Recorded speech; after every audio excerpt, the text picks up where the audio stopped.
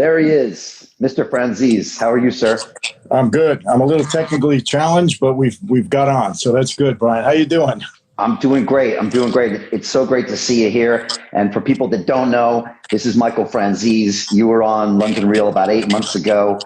Former mob boss of the Colombo crime family, had some pretty crazy times back in the day, and then have really completely changed everything around. And now you're a real motivational speaker. You really go out and tell people about the life they should lead and not to lead. And just great to have you here, Michael. I really appreciate you. So thanks.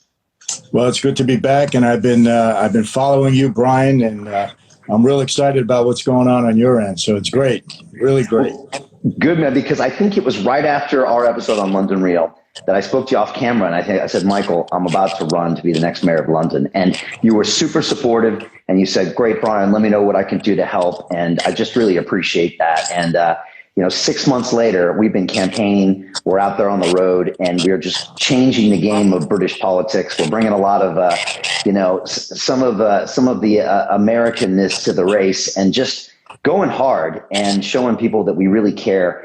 And it's been an incredible ride. We're currently in second place right now. All the bookies have us as the only person who can beat the current mayor. And we got 3 weeks left. So it's exciting. I know you've analyzed the democratic process, so I'm glad you're here because I got some questions for you as well. Well, let me tell you something. If I was a betting man, I'd bet on you. And I wish I can have you run for mayor of Orange County out here. We need somebody like you. That's for sure. But you're going to do a great job.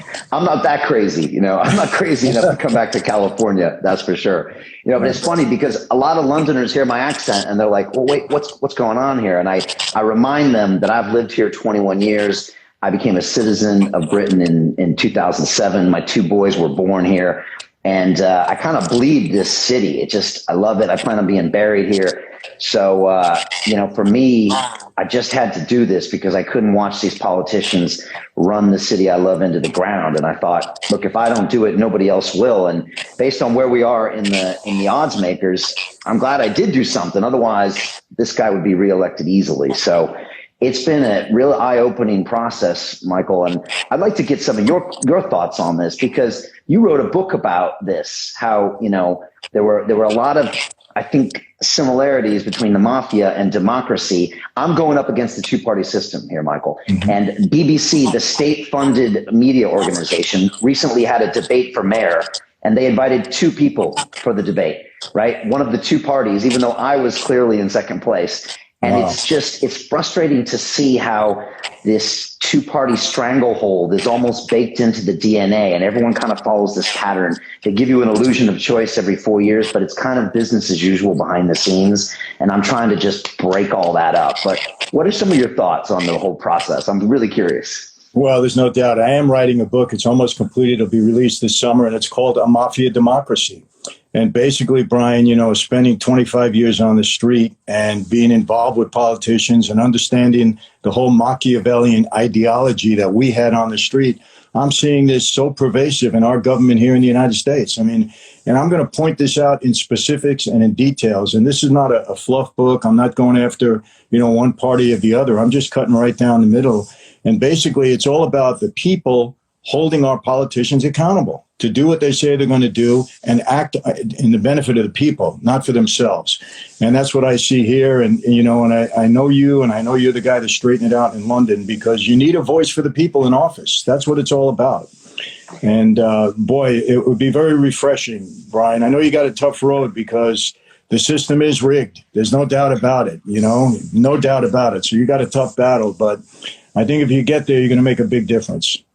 Yeah, I don't believe in conspiracy theories. I leave that to my other guests on London Real, but I do know that, there's no motivation to innovate when there's a two-party system. There's no reason for them to go way out in left field and try new ideas. Michael, someone stopped me on the street the other day and they said, you're the Elon Musk of British politics. And I was like, what are you talking about? And they said, you're coming out with these really big ideas. You're going to change the game. The two big automakers are going to try to force you out.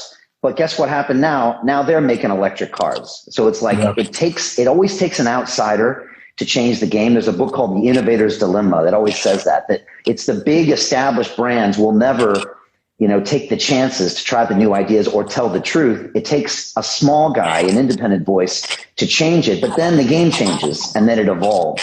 So I kind of see what you're talking about. It's kind of baked in. And here in Britain, some of these parties have been around for hundreds of years, and they have, tens of millions of pounds of financing by corporations. They have who knows what the backroom deals are, all the members of politics around the country. And then I come along. I've got no donors. I've got nobody checking me. I've got no party except we created our own party. I just go for the best ideas that'll make the city I love win. And I don't think anyone's ready for that, even though that sounds obvious, right? Well, you never know, but you're right. A lot of these people in office in the two-party system, they put on a good front and a good act in front of the people, and then they go in the back room. And I know, Brian, I've been there. Trust me when I tell you, I've been there. I go in the back room. Yeah. And, it's all about not upsetting the apple cart, not upsetting what they got, because so many of these people are in office for themselves, to enrich themselves. If you look at our Congress here, so many of these people go in as blue-collar people and come out as millionaires on a $180,000 salary. How do you figure that? So Yeah. they don't want an outsider, coming in and upsetting things like that. And, I just hope I got a lot of a big following in the UK and a lot of people in London. Boy, and I'm pushing. I'm going to continue to push and push and push, and tell them you're the guy.